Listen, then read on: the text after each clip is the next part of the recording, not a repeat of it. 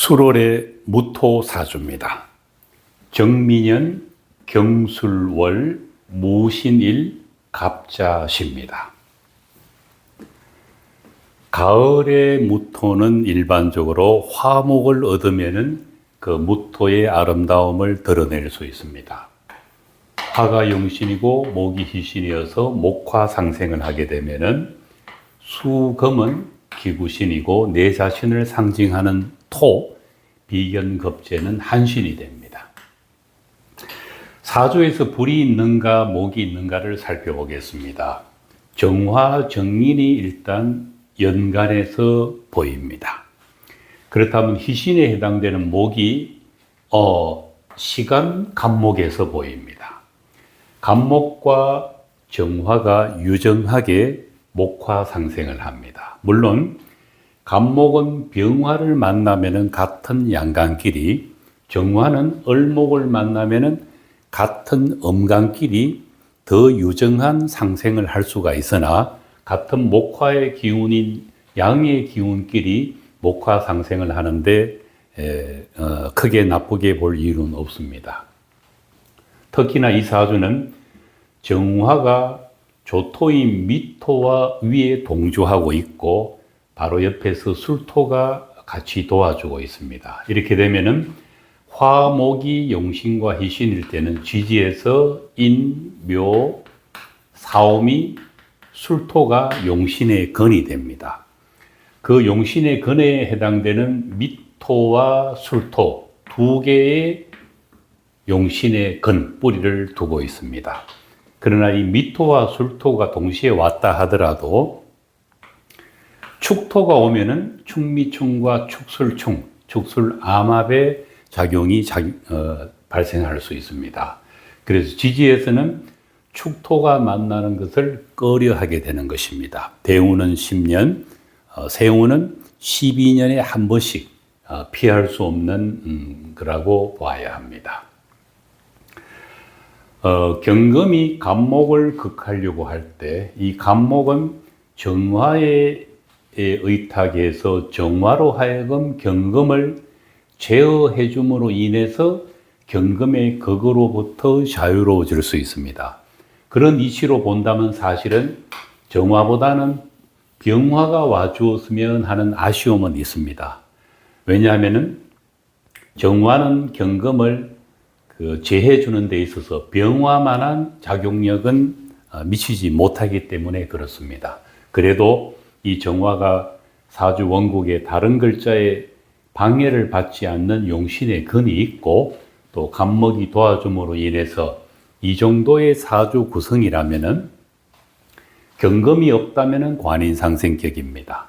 간목 평관과 정화 정인을 쓰는 관인상생격이 되는데 여기에 경금이 있다면은 구신에 해당되는 경금, 즉 식신을 쓰는 관인상생격입니다. 이 말은 준관인상생격을 지칭하는데 만약에 운에서 이 정화가 계수를 만나거나 경우에 따라서는 임수를 만나서 용신의 역할을 제대로 수행하지 못할 때 경금이 바로 가서 간목을 극해버립니다. 이렇게 된다면은 경금이 간목을 극하는 것은 상관경관입니다. 운에서 계수나 임수가 등장하는 것은 재성이 용신인 인성을 극하게 되는 상황입니다. 그 동안에는 화목이 경금을 어느 정도 제해주는 중화된 사주의 구성에서 벗어나서 기신과 구신에 해당되는 금수 기운이 주인공 행세를 한다는 뜻입니다. 금수가 이 사주에서 주인공 행세를 한다는 것은 기구신에 의한 식신생재가 된다는 것입니다. 가을 토가 금수가 사주를 지배를 하게 되면은 이 사주의 가장 소중한 인성과 관성이 훼손됩니다. 그리고 식신생재하는 기구신의 마음이 득세하기 때문에 사주는 그런 운에서 가장 원치 않는 어려운 일을 겪게 되는 것입니다. 한눈에 보기에도 식신이 있다 하더라도 이 사주는 관인의 느낌을 충분히 느낄 수 있는 그런 관상을 가지고 은행이 반듯한 그런 느낌이 드는 분입니다.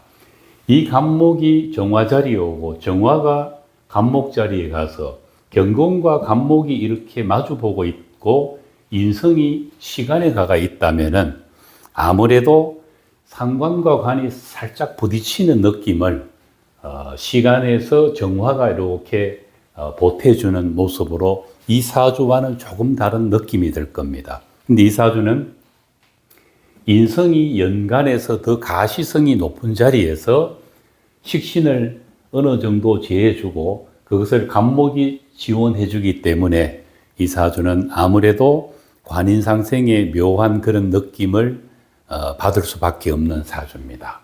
운의 흐름으로 본다면은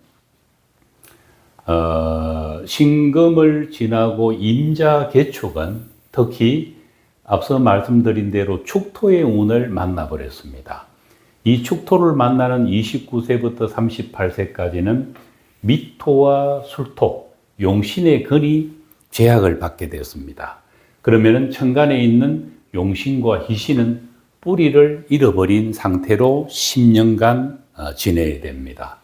거기에다가 천간에서는 가장 원치 않는 계수의 운을 만났기 때문에 이 계수가 정화를 극하는 순간 경금은 간목을 극할 수밖에 없습니다. 그래서 운의 흐름으로 본다면은 29세부터 39세가 가장 힘든 시기로 이해할 수 있다.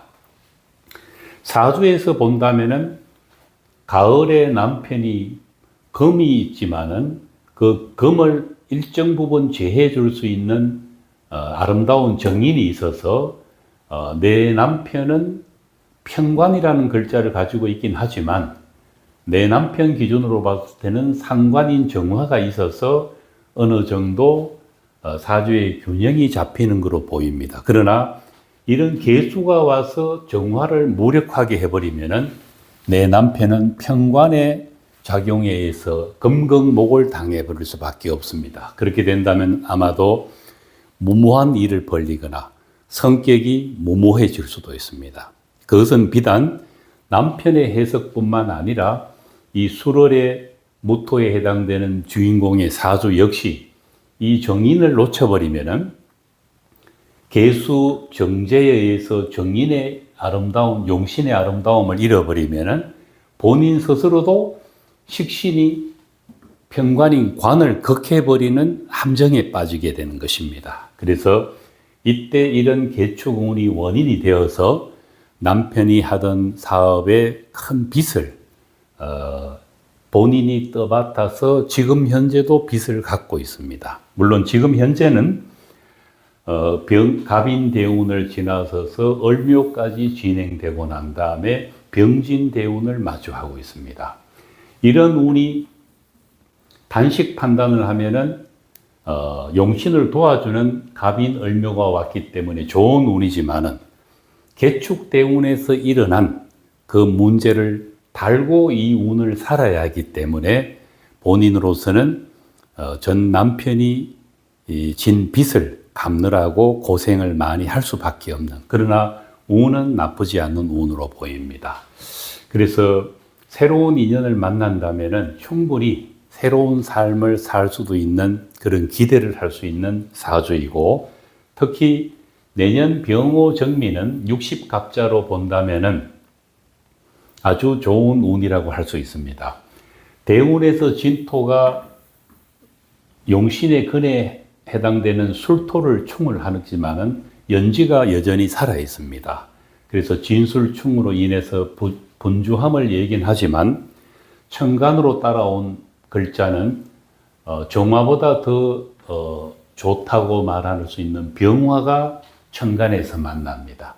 지지는 거기에 미치지 못하지만은 천간에 용신의 형제인 편인에 와서 사주가 가시적으로는 아주 좋은 모습을 보이게 됩니다.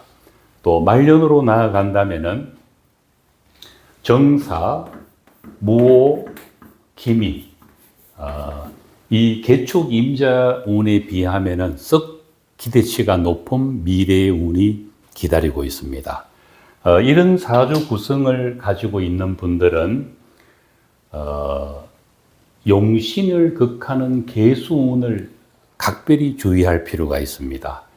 이분의 경우도 이 계수의 덫에 걸렸고 따라온 축토마저도 용신의 건 두 개를 동시에 훼손해버렸기 때문에 이런 식신을 쓰는 준관인상 성격의 사주임에도 불구하고 이 운을 극복하기가 쉽지 않았던 것으로 평가할 수 있습니다.